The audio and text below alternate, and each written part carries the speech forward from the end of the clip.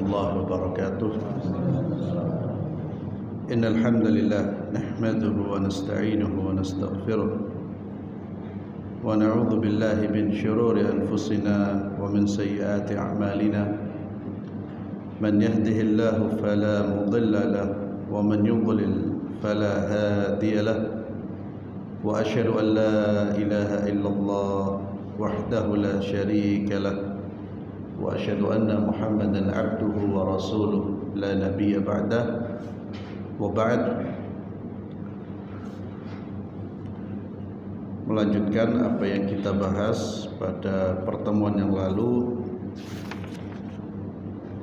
tentang haramnya melaknat seseorang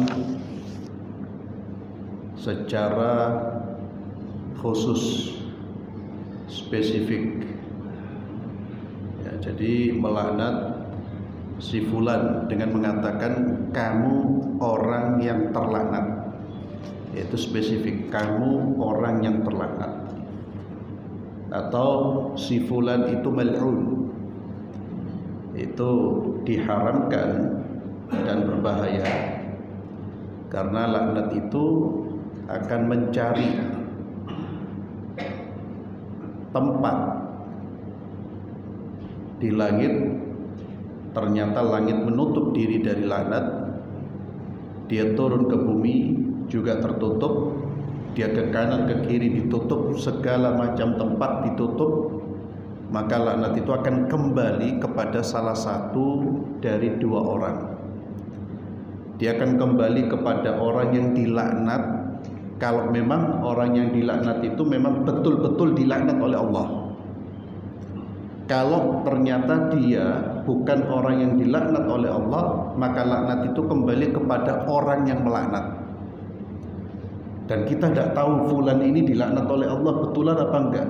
Itu kan penilaian kita ya, jadi hati-hati dengan menyebut orang itu terlaknat, kecuali orang yang memang dilaknat di dalam Al-Quran. Al-Quran nyebut ini makhluk terlaknat, ya terlaknat memang ya. Atau apa yang terlaknat di dalam hadis. Tapi yang tidak disebut secara khusus ya, hanya disebut secara umum, perbuatan ini mendatangkan laknat, perbuatan itu mendatangkan laknat, maka orang yang melakukan satu perbuatan tersebut, kita jangan cepat-cepat mengatakan kamu terlaknat. Tapi kita boleh mengatakan kamu telah melakukan perbuatan yang bisa mendatangkan laknatnya Allah. Ya, hati-hati, perbuatanmu itu bisa mendatangkan laknatnya Allah. Itu beda. Ya, berarti kita tidak langsung menunjuk dia terlaknat, tapi kita ingatkan itu perbuatanmu bisa mendatangkan laknat Allah.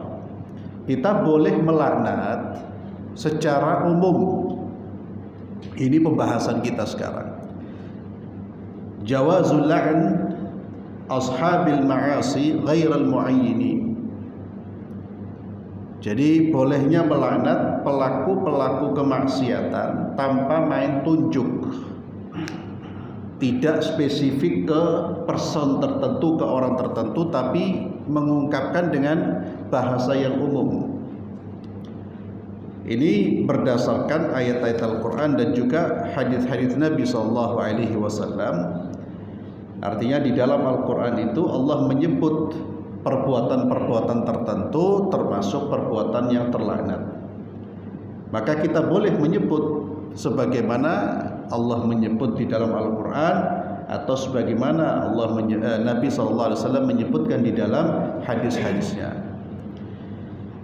Sebagai contoh dalam surat Hud ayat 18, Allah berfirman, A'udzu billahi minasyaitonir rajim, ala la'natullahi 'alal zalimin. Ketahuilah bahwa laknat Allah itu atas orang-orang yang zalim. Zalim umum, atas orang-orang yang zalim. Kemudian Al-A'raf 44, fa'adzana mu'adzinun bainahum al-la'natullahi 'alal zalimin. Dan malaikat menyeru di antara mereka bahwa laknat Allah itu ditimpakan kepada orang-orang yang zalim. umum orang-orang yang zalim. Maka perbuatan zalim itu dapat mengundang laknat. Dan kita harus lebih waspada terhadap kemaksiatan-kemaksiatan yang Nabi menyebutkan kemaksiatan itu pelakunya terlaknat. Kenapa? Karena laknat itu artinya dijauhkan dari rahmatnya Allah. Arti dari laknat itu adalah dijauhkan dari rahmat Allah. Maka orang yang dilaknat oleh Allah atau dilaknat oleh Rasulullah SAW berarti orang tersebut dijauhkan dari rahmatnya Allah. Dan manusia tidak akan masuk surga kecuali dengan rahmatnya Allah. Ada beberapa perbuatan-perbuatan yang bisa mengundang laknat dari Allah. Nabi SAW bersabda, la'anallahul wasila wal mustawsila. Allah melaknat wanita-wanita yang menyambung rambutnya dengan rambut yang lain atau yang minta disambungkan rambutnya. Allah melaknat. Maka kita boleh mengatakan Allah melaknat wanita-wanita menyambung rambutnya. Tapi ketika ada seorang wanita menyambung rambutnya, jangan langsung dilaknat. Kamu terlaknatlah. Ya. Karena bisa jadi dia orang nggak tahu, dia nggak ngerti, atau dia punya pandangan lain dan lain sebagainya. Tapi kita ingatkan, hei, perbuatanmu ini menurut Nabi dapat mengundang laknat. Jangan kamu lakukan. Maka kita hanya boleh mengungkapkan secara umum, Allah melaknat loh wanita-wanita yang menyambung dan minta disambungkan rambutnya. Ya. Orang sudah punya rambut bagus, ya. Bahkan kalau rambutnya rontok nggak boleh dia pakai rambut palsu. Ya. Apalagi rambutnya normal biasa, kemudian dipakaikan konde atau apa itu. Ya bagi kita umat Islam ya jelas apa yang memang itu dilarang di dalam agama ya terlarang, kita jauhi. Apa yang memang terlarang sekalipun banyak dilakukan oleh manusia. Jadi jangan sampai wanita-wanita memasang rambut-rambut palsu di atas rambutnya atau menambah dengan rambut-rambut yang lain sehingga terlihat lebih besar. Dan itu juga termasuk dalam ancaman Nabi yang disebutkan di akhir zaman, wanita-wanita itu kepala-kepala mereka itu terlihat besar seperti punuk-punuk onta. Ya, karena ditambahkan rambut-rambut palsu di atasnya. Atau sekarang orang juga menggunakan model ya, ada kudung diulut-ulut sampai ya, itu hal-hal yang memang tidak wajar di tengah-tengah masyarakat, jangan dilakukan. Sekalipun hanya jilbab, intinya itu bisa mengundang perhatian orang dan dikhawatirkan ya. Jilbab yang diikat-ikat itu dikhawatirkan, kita tidak berani memvonis, dikhawatirkan itu termasuk orang-orang wanita-wanita yang membesarkan kepala-kepala mereka, dan itu jelas dapat mengundang perhatian orang. Ini termasuk perbuatan dosa yang mendatangkan laknat, dan semua perbuatan dosa yang mendatangkan laknatnya Allah itu pasti dosa besar. Salah satu definisi dari dosa besar adalah dosa yang mengundang laknat. Jadi kalau Nabi mengatakan Allah melaknat orang berbuat ini, berarti itu dosa besar. Wa annahu qala la'anallahu akilar riba. Allah melaknat orang-orang yang makan uang riba. Ya, di sini dipotong oleh Imam Nawawi karena memang beliau tidak bicara tentang masalah riba, tapi contoh ada perbuatan-perbuatan yang dilaknat. Karena hadis ini ada kelanjutannya. Allah melaknat pemakan riba, penerima, pemberi, pencatat semuanya sama, mendapatkan sanksi yang sama. Transaksi ribawi itu pelakunya dan siapapun yang berkontribusi, ya, berkontribusi dalam terselenggaranya transaksi riba itu, maka dia ikut mendapatkan atau dia akan dilaknat oleh Allah Subhanahu wa taala. Wa annahu la'anal musawwirin. Demikian pula Allah Azza wa Jalla melaknat orang-orang yang menggambar. Musawwir di sini sebagian ulama, bahkan banyak ulama yang menerjemahkan musawwir itu ya gambar. Namun yang diharamkan itu adalah menggambar makhluk hidup. Namun sebagian ulama yang lain berpendapat yang dilarang dan terlaknat itu bukan yang menggambar, melukis ya di kain, tapi yang dilarang itu adalah memahat patung. Musawwir itu memahat patung. Namun ulama yang lain, bahkan Al-Imam An-Nawawi, penulis kitab Riyadhus Shalihin, itu menguatkan pendapat yang pertama, bahwa gambar makhluk bernyawa itu dilarang sekalipun bukan dalam bentuk patung, sekalipun dalam bentuk lukisan. Ini memang masih ada khilaf ya, tapi mayoritas berpendapat diharamkan kita menggambar makhluk bernyawa. Maka kalau kita punya hobi melukis ya, lebih hati-hati dan keluar dari khilaf para ulama adalah tidak melukis lukisan yang bernyawa. Itu lebih aman, karena sebagian besar ulama berpendapat itu haram dan termasuk dari orang-orang yang mendapatkan laknat ya, tapi ulama yang lain, memang ada beberapa ulama mengatakan tidak. Yang diharamkan itu bukan melukis dengan tangan seperti ini. Yang diharamkan adalah membuat patung yang dimaksud musawwir itu, membentuk patung. Ya, kita sekali lagi berhati-hati, tinggalkan semua. Kalau patung tambah jelas ya. Tapi gambar-gambar, kalau kita punya hobi ya alihkan untuk menggambar gambar-gambar yang tidak bernyawa, seperti menggambar pemandangan, menggambar pepohonan, menggambarkan sebuah desa, atau menggambarkan bentuk orang tapi tidak sempurna. Itu juga diperbolehkan. Cuma memang kalau kita berpegang dengan mazhab yang mengharamkan gambar dengan makhluk bernyawa itu, ya terkadang nanti terbentur dengan tugas-tugas. Biasanya anak-anak itu tugas-tugas di sekolah ya. Karena tidak semua sekolah itu mengikuti mazhab yang mengharamkan ya. Itu ada wali murid sampai bertengkar dengan gurunya gara-gara soal ini. Ya sebetulnya bisa selesai ya, kalau memang sekolahnya tidak mau tahu. Ya sebetulnya kalau orang anak menggambar pun ya karena sudah terpaksa ya, dan itu bukan dari dorongan dirinya, seperti itu. Jadi jangan sampai hanya persoalan khilafiyah seperti ini akhirnya mengorbankan sekolahnya anak, bertengkar sampai tingkat luar biasa. Jadi sebetulnya kalau masing-masing pihak memahami ini bukan persoalan besar ya, dan termasuk juga dalam pendidikan.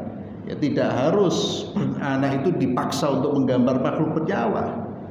Ya. Nilai edukasinya itu ada mungkin untuk melatih keterampilan, tapi bisa diganti dengan yang lain. Apalagi kita hidup di zaman di negara yang seharusnya katanya harus menghormati. Ya. Jadi kalau dipaksa untuk seperti itu, dipaksa seperti ini, yang mana itu tidak menjadi keyakinan anak muridnya ya, jangan dipaksa. Tapi kalau tetap dipaksa ya kita ngikut aja ya. Wong ini masalah khilaf ya. Tapi kalau tidak ada paksaan, tidak dalam kondisi apapun ya lebih baik ditinggalkan. Lebih baik ditinggalkan. Wa annahu qala, Nabi sallallahu alaihi wasallam juga bersabda, la'anallahu man ghayyara manar al-ard. Allah melaknat orang-orang yang merubah batasan-batasan tanah. Hati-hati ya. Kalau sudah urusan tanah, jangan sampai satu jengkal kita mengambil tanahnya orang. Kalau kita sedang membangun, hati-hati jangan sampai mengambil satu jengkal bagian dari tetangga kita. Dilaknat oleh Allah. Dan Nabi SAW menyatakan orang yang menyerobot tanahnya orang satu jengkal saja, apalagi dengan sumpahnya dia, maka akan dikalungkan 7 lapis tanah di hari kiamat di lehernya. 7 lapis tanah dikalungkan di lehernya, nggak akan mampu dia mengangkat beban itu. Maka ini termasuk perbuatan yang dilaknat. La'anallahu man ghayyara manaral ard, orang-orang yang merubah batasan-batasan tanah. Ini juga hati-hati yang syuhul di kantor-kantor pertanahan ini. Ya. Jangan sampai gara-gara fulus dia kemudian mengambil haknya orang, mengurangi haknya orang. Na'udzubillah. Satu tanah terlaknat. Bagaimana kalau puluhan manusia yang dia lakukan itu? Allahu Akbar. Ya. Duit tidak seberapa, ya, dinikmati hanya sebentar. Setelah itu dia game over, pindah sudah dari dunia menghadapi pengadilan Allah Subhanahu wa taala. Wa annahu qala la'anallahu sariq yasriqul bayda. Ya, termasuk perbuatan yang mendatangkan laknat adalah pencurian. Nabi SAW bersabda, Allah melaknat as-sariq, orang yang mencuri, bahkan dia mencuri sebutir telur itu sudah mendapatkan laknat. Bagaimana kalau yang dicuri sepeda motor? Wallah, lebih berat, ya. Yang dicuri lebih dari telur, itu sudah mendapatkan laknat. Yang miskin lagi sudah mendapatkan laknat, digebukin sama manusia, ya Allah. Dan dia tidak tobat. Ya kalau digebukin masih hidup, digebukin mati. Sekalipun menggebukin orang sampai mati tidak diperkenankan, tidak diperbolehkan di dalam Islam. Ada termasuk pencurian, ya. Tapi kita jangan bicara pencurian itu termasuk pencurian ini. Ada juga pencurian yang dilakukan oleh orang-orang berdasi. Ya, koruptor itu orang-orang terlaknat, malunin, manusia yang terlaknat. Tapi ingat, jangan menunjuk langsung. Itu yang kita harus berhati-hati. Yang diingatkan oleh Imam Nawawi. Umpamanya ada satu koruptor, itu mal'un, lah, hati-hati. Bisa jadi mungkin dia mal'un di sisi Allah. Dia mal'un di sisi Allah. Tapi untuk dari kita, untuk kehati-hatian, jangan gampang mengucapkan laknat. Tapi kita boleh mengatakan laknat Allah bagi para pencuri. Umum bagi para pencuri. Demikian pula Nabi SAW menyebutkan la'anallahu man la'ana walidayh. Allah melaknat orang yang melaknat kedua orang tuanya. Ini ada keganjilan di kalangan para sahabat. Ya Rasulullah, apakah ada anak mencela orang tuanya? Di dalam hadis yang lain Nabi menyebutkan anak dilarang mencela orang tuanya. Loh, ada enggak anak yang mencela orang tuanya, apalagi melaknat? Ternyata kita bisa dianggap mencela orang tua kita. Kita bisa dianggap melaknat kedua orang tua kita kalau seandainya kita menjadi penyebab orang lain melaknat, mencela orang tua kita. Kita tidak secara langsung, tapi menyebabkan orang lain melaknat orang tua kita, mencela orang tua kita. Kita termasuk orang yang langsung mencela dan melaknat orang tua kita. Nabi memberikan contoh seperti seseorang mencaci maki orang tuanya orang lain. Bapakmu itu, ibumu itu, kata-kata kotor dikeluarkan, dinisbahkan kepada bapaknya atau ibunya. Dia marah. Maka dia membalas dengan apa? Membalas dengan mencaci maki bapak kita, ibu kita. Dia mencaci maki ibu kita, itu kita dianggap kita sendiri yang mencaci maki orang tua kita. Kenapa? Karena kita menyebabkan orang lain mencaci maki, melaknat kedua orang tua kita. Maka hati-hati dalam mencela orang. Jangan sampai kita membawa-bawa keluarganya dia. Dia marah kemudian dia juga membawa-bawa keluarga kita. Orang tua kita tidak tahu apa-apa, tidak tahu urusan apa-apa. Ya. Ada pula Anak yang secara langsung mencela orang tuanya ada. Muslim, tapi memang sedikit. Tapi ada. Entah karena pengalaman buruk dengan orang tuanya, dia mendapatkan perlakuan buruk dari orang tuanya. Tapi seburuk-buruknya orang tua, tetap anak diharamkan mencela orang tuanya. Seburuk-buruk orang tuanya. Dan tidak ada yang namanya mantan orang tua. Tidak ada. Berani loh, ada orang-orang yang tidak mengakui orang tuanya itu walidi. Padahal betul-betul ayahnya itu. Kenapa? Mungkin karena dia dibuang, atau dia tidak diurus waktu kecilnya. Seperti itu pun tetap tidak boleh mengingkari ayah biologisnya. Orang tidak boleh merubah nama. Tapi kadang-kadang ya itu emosi mengalahkan imannya, mengalahkan ilmunya, atau bahkan memang dia tidak ngerti, sampai-sampai melaknat orang tuanya atau tidak mengakui kedua orang tuanya. Padahal tidak mengakui kedua orang tua atau salah satu dari mereka itu termasuk perbuatan yang mendatangkan laknat. Wa la'anallahu man dzabaha li ghairillah. Allah juga melaknat orang-orang yang menyembelih untuk selain Allah. Dia sembelih, dia niatkan sembelihannya untuk selain Allah, seperti orang-orang yang melakukan sesajen-sajen menyembelih korban kemudian dibiarkan. Di dalam Islam itu termasuk perilaku yang dilaknat oleh Allah perlakunya. Sebagian pekerja yang membangun gedung, membangun rumah, sebagian masih melakukan tradisi ini. Menyembelih hewan kurban kemudian dibiarkan untuk apa? Agar mereka selamat dalam membangun gedung ini. Itu sampai sekarang, ikhwan. Maka dan itu dilakukan oleh sebagian pekerja. Mereka miskin tidak ngerti, karena itu tradisi dari bapak-bapak mereka. Maka kita yang ngerti, kalau kita umpamanya bekerja dalam sektor membangun gedung-gedung dan sebagainya, tukang-tukang ini ingatkan, Pak, jangan lakukan ini ya. Masih ada.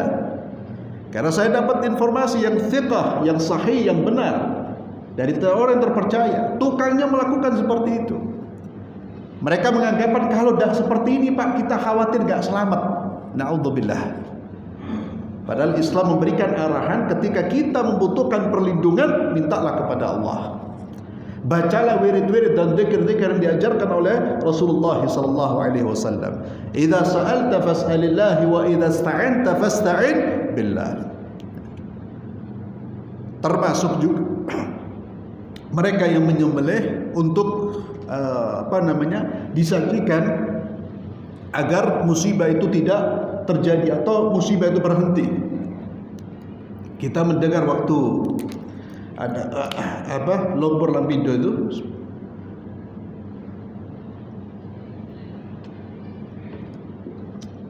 katanya ada orang membuang kepala sapi. Ya, ini tak pada mari-mari, tak pada garu-garuan. Ini masih ada la'anallahu man dzabaha li ghairillah. Dan yang melakukan sekali lagi bukan orang di luar Islam. Kalau di luar Islam khalas, ya mereka berbuat syirik dan lain-lain, itu agama mereka. Tapi yang mengkhawatirkan ketika itu dilakukan oleh orang Islam. Dzabhu, menyembelih, berkorban, itu harus ditujukan hanya untuk Allah dan kepada Allah Subhanahu wa taala.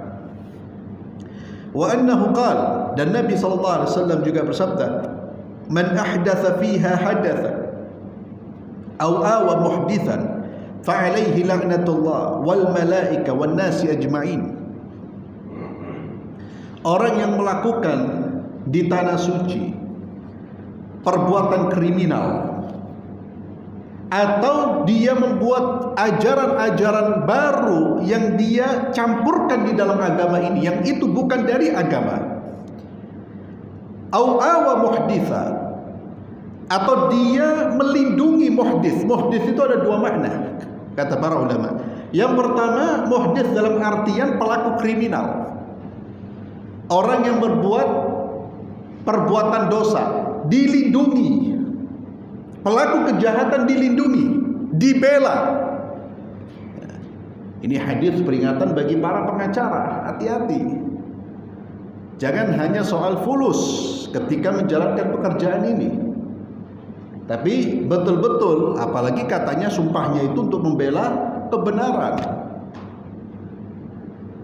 Tapi prakteknya ada yang melakukan perbuatan ini awa muhditha. Awa itu dia bisa melindungi, atau bukan pengacara, orang-orang yang punya jabatan, aparat oknum-oknum yang kemudian melindungi pelaku-pelaku kejahatan, ya.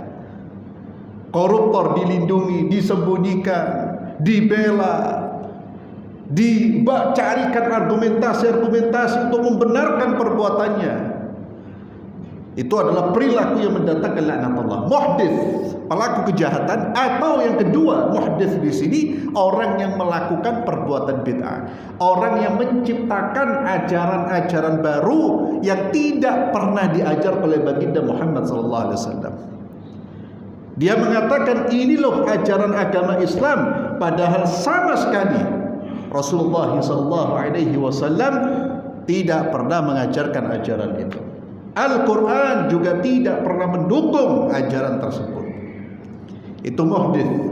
Dan ini sudah diingatkan berkali-kali oleh Nabi kita Muhammad SAW, dan kemudian memang terjadi sepeninggal Rasulullah SAW, terutama ketika meninggalnya Sayyidina Umar Al-Khattab radhiyallahu tabaraka wa ta'ala, muncullah berbagai macam pandangan atau berbagai macam ideologi yang muhdatsah. Mulai muncul kaum Khawarij, muncul kaum Rafidhah, muncul kaum Jabariyah, mereka-mereka yang merubah akidah apa yang diajarkan oleh Rasulullah SAW, kemudian yang merubah ibadah-ibadah yang diajarkan oleh Rasulullah SAW terus, dan itu memang sudah diingatkan oleh Nabi kita Muhammad SAW. Mereka jangan dilindungi, jangan dibela, tapi itu orang-orang yang harus ditarik ke jalan yang benar. Fa'alaihi la'natullah. Kata Nabi, orang seperti itu maka dia mendapatkan laknatnya Allah, malaikat dan seluruh manusia. Kemudian Nabi juga pernah berdoa satu kabilah, Allahumma al'an ra'lan wa dhaqwan wa usayyah asallahu wa rasulah. Ini dalam doa kunutnya Nabi SAW ketika mendoakan kabilah-kabilah ini. Kenapa mereka didoakan langsung oleh Rasulullah SAW? Karena mereka membunuh sahabat Rasulullah SAW. Mereka meminta utusan dari Nabi, ketika Nabi memberikan utusan dibunuh oleh mereka. Maka Nabi pun melakukan kunut nazilah. Ya, ini yang disebut dengan kunut nazilah. Kunut nazilah adalah kunut yang dibaca ketika umat Islam dalam dalam kondisi, ya, mereka diserang, dalam kondisi mereka dibantai, atau ketika umat Islam dalam kondisi berperang dengan musuh-musuh Allah, maka dianjurkan imam untuk melaksanakan kunut nazilah. Dan kunut nazilah dibaca dalam sholat 5 waktu, ya. Nabi pernah kunut nazilah selama 1 bulan, mendoakan orang-orang musyrik, orang-orang membantai para sahabat Rasulullah SAW. Kemudian Nabi SAW juga menyatakan la'anallahu al-yahud, Allah melaknat orang-orang Yahudi. Kenapa mereka dilaknat? Ittakhadhu qubur anbiya'ihim masajid. Mereka menjadikan kuburan-kuburan para nabi mereka sebagai tempat-tempat sujud, sebagai tempat-tempat ibadah. Mereka beribadah di kuburan-kuburan, dan ini merupakan dzari'atul syirk, merupakan jalan menuju kesyirikan, bahkan bisa melakukan kesyirikan jika kemudian mereka beribadah kepada para nabi-nabi tersebut. Maka Nabi pernah mengingatkan, ya, beliau pernah berdoa kepada Allah, Allahumma la taj'al qabri wathanan yu'bad. Ya Allah, jangan jadikan kuburanku sebagai wathan, berhala yang disembah. Orang Yahudi itu menyembah nabi-nabi mereka. Mereka mengkultuskan para nabi-nabi mereka. Mereka beribadah kepada para nabi-nabi mereka. Ini Nabi yang khawatirkan terjadi pada umatnya. Makanya kuburan-kuburan itu tidak boleh dihiasi ya. Dan kita kembali kepada sunnah Rasulullah SAW. Kuburan itu dilarang untuk disemen, apalagi dibangun ya. Sekalipun itu kuburannya siapapun. Dan tidak ada satupun dalil yang kemudian membolehkan itu. Ya, jadi jangan sampai kita tertipu dengan fulan, alan, fulan lah. Bahkan semua mazhab membenci perbuatan itu, membenci karaha. Perbuatan mengapur, menyemen, apalagi membangun kuburan-kuburan tersebut. Semua mazhab Ahlus Sunnah wal Jamaah, tapi mazhab yang lain, Syiah, Rafidhah, tentu bagi mereka itu halal, bahkan mungkin itu bagian dari ajaran agama. Dan itu jelas di dalam hadis-hadis Nabi SAW itu sangat-sangat jelas. Kemudian Nabi SAW bersabda, la'anallahu al-mutasyabbihina minar rijal bin nisa. Allah melaknat laki-laki yang menyerupai wanita dan perempuan-perempuan yang menyerupai laki-laki. Ini termasuk perbuatan yang mendatangkan laknat. Wa jami'u hadhil alfat fi sahih. Kemudian Imam Nawawi rahimahullah memberikan komentar, semua lafaz-lafaz itu termaktub di dalam hadis-hadis yang sahih. Ba'dhaha fi sahihail Bukhari wa Muslim. Sebagian hadis-hadis itu ada di dalam kitab Bukhari dan Muslim. Wa ba'dhaha fi ahadihima. Sebagian di salah satu dari kedua kitab itu. Wa innama qasadtul ikhtisar bil isyarah ilaiha. Saya menyebut hadis-hadis ini memang sengaja ikhtisar, meringkas ya. Bil isyarah ilahi, dengan menyebutkan, dengan memberikan isyarat. Wa sa'adkur mu'dhamaha fi abwabiha. Namun saya akan menyebutkan sebagiannya, sebagian besarnya di bab-babnya ya. Ada bab-bab tersendiri. Nanti ada bab tentang laki-laki menyerupai perempuan. Tentu Imam Nawawi lebih lengkap dalam menyantumkan hadis-hadisnya. Ada bab tentang riba, Imam Nawawi menyebutkan lebih lengkap hadis-hadisnya. Intinya di sini bahwa Nabi menyebut melaknat, menyebut Allah melaknat, tapi secara umum. Allah melaknat perbuatan ini, Allah melaknat perbuatan itu, Allah melaknat perbuatan ini. Maka ini bisa menjadi sandaran bagi kita untuk memberi peringatan kepada saudara-saudara kita yang masih berkecimpung di dalam riba. Kita ingatkan, hei, ada hadis Nabi SAW, Allah melaknat orang yang melakukan perbuatan riba. Ya, yang melaknat siapa? Allah ya akhi. Kalau Allah sudah melaknat, sudah selesai urusan kita. Ya. Apa yang merahmat, apa yang mau merahmat dari siapa lagi yang kita harapkan? Hei perempuan-perempuan, hati-hati, jangan seperti laki-laki, hidupmu sebentar. Allah melaknat, la'anallahul mutasyabbihati minan nisa'i birrijal. Berhentilah dari perbuatan itu. Eman, hidupmu eman, usiamu sebentar.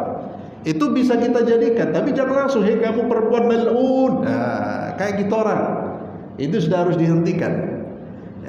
Kalau kita, dan kita ingatkan juga saudara-saudara kita yang gampang mengucapkan mal'un, fulan mal'un, ingatkan ya akhi, khatar. Ya. Laknat ini ente ucapkan keluar, ini itu sudah terbang dia kemana-mana itu sudah. Sebagaimana dalam hadis, bisa ke ente atau ke orang yang ente laknat. Bisa kalau orang yang ente laknat menurut Allah dia belum layak mendapatkan laknat, maka dia akan kembali kepada ente. Ya Allah. Makanya manusia itu bisa mendapatkan laknat dalam satu hitungan, dalam hitungan detik, gara-gara lisannya dia. Ini seperti Allah yarham. Kita ingat guyonannya Ustaz Khalid Tabri, ya. Dia mengomentari begitu seringnya warga kita ini yang ngomong mal'un. Kata beliau rahimahullah, kalau seandainya laknat itu bisa kelihatan, itu sudah berseliweran di sasa itu, kata dia. Berseliweran itu. Itu guyonannya Allah arhamu. Kalau laknat itu bisa kelihatan modelnya, sudah berseliweran di sini. Wes. Karena banyaknya orang mengucapkan apa? Mal'un. Fulan mal'un. No. Ya.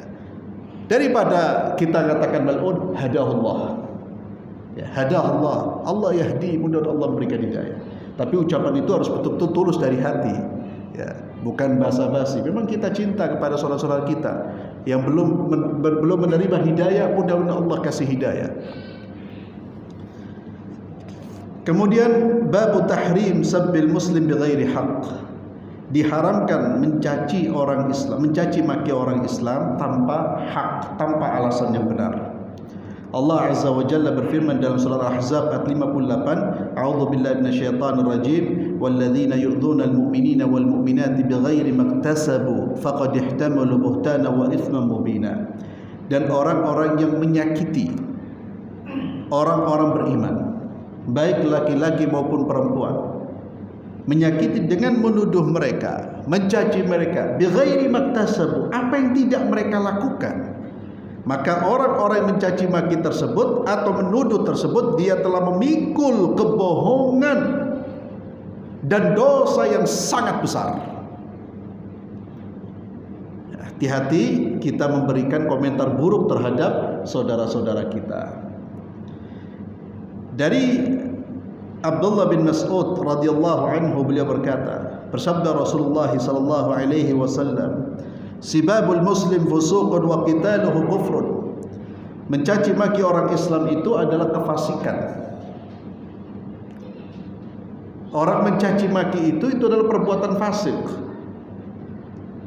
Fasik itu perbuatan yang keluar dari jalur ketaatan. Orang yang suka mencaci maki orang itu dia akan dijatuhi atau akan dihukumi sebagai orang fasik. Kalau dia sudah jadi fasik, fasik itu nanti kalau dia ada saksi, dia tidak boleh jadi saksi. Tidak pantas orang fasik jadi saksi. Kapan orang bisa jatuh dan bisa dihukumi sebagai orang fasik? Kalau dia suka caci maki orang. Hati-hati. Maka Nabi SAW mengatakan, sibabul muslim fusuqun wa qitaluhu kufrun. Membunuh orang Islam itu kekufuran. Kita membunuh mereka, memerangi mereka. Jadi darahnya orang Islam itu, Allahu Akbar, ya ternilai harganya di sisi Allah. Jangankan darahnya, kehormatannya itu lebih mulia daripada Ka'bah. Apalagi membunuh orang. Jangankan orang Islam, Anda membunuh orang kafir yang tidak boleh dibunuh, haram dibunuh, itu menyebabkan kita sudah dijauhkan dari surga Allah Subhanahu wa taala. Apalagi membunuh seorang muslim, apalagi membunuh seorang muslim yang syahadat, yang salatnya di masjid, yang ibadahnya kepada Allah. Tidak akan tenang pembunuh-pembunuh itu. Ya, mereka-mereka yang membunuh orang-orang muslim. Maka Nabi mengategorikan perbuatan siba, caci maki ini termasuk dari perbuatan fusuk. Kemudian Abu Dzar radhiyallahu anhu annahu sami'a Rasulullah sallallahu alaihi wasallam yaqul, bahwa beliau mendengar Rasulullah SAW bersabda, la yarmi rajulun rajulan bil fisqi awil kufri illa irtaddat alaihi illam yakun sahibuhu kadzalik, rawahu al-Bukhari. Kata Nabi SAW, tidaklah seseorang melemparkan tuduhan kefasikan atau tuduhan kekafiran kepada saudaranya sesama muslim, kecuali tuduhan itu kembali ke dia kalau yang tertuduh menurut Allah tidak sesuai dengan tuduhannya. Ya Allah, itu juga hati-hati, apalagi takfir, mengkafirkan orang, lebih berat. Ya, kalau kekafiran itu kembali ke kita, selesai sudah urusan kita. Ya. Dan ini berkali-kali kita ingatkan. Hatta kita lihat si fulan, pemimpin fulan atau pemimpin alam, hati-hati dengan mengkafirkan orang. Tak gampang ya akhi.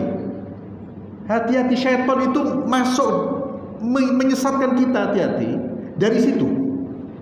Terkadang dia ingin menyesatkan, membelokkan kita dari masjid, gak bisa. Kita ahli masjid, tapi dibelokkan dari mana? Dari lisan. Orang sholat, orang bertuhan PKI, lu yopo, gak mudah itu. Antum jangan merasa wah itu membela Islam lah. Dicatat sama malaikat, dihadapkan di hadapan Allah. PKI bukan, nangis kita. daripada mencelah orang sampai mengkafirkan orang, mengkomuniskan orang, antum sampaikan yang fakta saja. Oh, perbuatannya salah, dia melakukan kemungkaran, hati-hati dengan tuduhan. Nabi sudah mengingatkan, itu bisa kembali ke kita. Ya Allah, betapa emannya orang sudah membangun ibadahnya, lelah dia sholat subuh di masjid, rusak gara-gara ucapan lisannya dia tidak terjaga. Hati-hati, syaitan itu tidak akan tidur dalam menyesatkan kita. Karena itu terkadang kita ini karena sudah merasa ibadah sudah aman, ya, sekalipun wallahualam belum tentu terima oleh Allah. Kita tidak sadar syaitan itu membelokkan kita dari mana? Dari lisan, dari hati. Sehingga lisan, maka kita kadang-kadang kasihan, ya kawan. Ngelihat orang sudah rajin ibadahnya, masya Allah, tapi ininya tak iso itu. Kafir itu. Dan saya ngomong seperti ini karena yang itu langsung yang saya dengar, bukan kila waqala ya. Di depan anak orang sudah sepeh, rajin ke masjid. Dia mengatakan salah satu gubernur gara-gara ikut untuk menutup masjid waktu awal-awal, itu kafir orang itu. Merinding saya. Ya, gubernur muslim, saya sebutkan gubernur Jakarta, dikafirkan sama dia, itu kafir. Saya bilang, ya ammi, wallahi khatar, ucapan antum khatar, antum tari, antum taubat. Loh, Allah kafir, Allah PKI ini. Nah, saya bilang, ya ammi, hati-hati, hati-hati ya. Dia tidak sadar dia sudah dicekel sama syaitan itu. Ditarik dari masjid tak bisa, kuat dia di masjid. Disuruh maksiat tak bisa, dimasukkan melalui apa? Lisan. Karena syaitan itu dari kanan, dari kiri, dari belakang, dari depan. Ya apa caranya kita mlebu neraka? Satu pintu tidak bisa dibuka, pintu lain tidak bisa dibuka, pintu. Makanya hati-hati. Subhanallah, sampai mengatakan seperti itu. Tapi kita tenangkan ya akhi. Termasuk kita dituduh PKI. Loh, apa? Ya, artinya saya sampaikan ini karena memang faktanya ada. Dan rata-rata bukan rata-rata, sebagian itu karena itu eman, ibadahnya sudah aman, dia sudah selesai. Artinya aman itu ya dia ahli ibadah, ahli masjid lah. Tapi ternyata dia masih belum bisa mengontrol lisannya. Dia tidak sadar itu bisa menjadi salah satu sarana syaitan menarik dia untuk ikut nyemplung ke neraka bersama-sama. Maka apa yang disampaikan oleh Imam Nawawi di sini sangat penting untuk kita perhatikan. Vonis itu hati-hati. Tapi tidak termasuk dalam kategori ini orang yang jelas-jelas kafir. Ya, hati-hati. Dia tidak beragama dengan agama Islam, itu beda. Jangan sampai saya tidak berani mengatakan Yahudi itu kafir, Nasrani. La ya akhi. Karena Allah mengatakan, kita bicara tentang orang yang mengucapkan asyhadu an la ilaha illallah wa asyhadu anna Muhammadan Rasulullah. Ya. Kalau yang lain Allah katakan laqad kafara alladziina qalu innallaha thalithu thalatha dan sebagainya. Wallahu a'lam bissawab. Kita akhiri dengan doa kafaratul majlis. Subhanakallahumma bihamdik asyhadu an la ilaha illa anta astaghfiruka wa atubu ilaik. Assalamualaikum warahmatullahi wabarakatuh.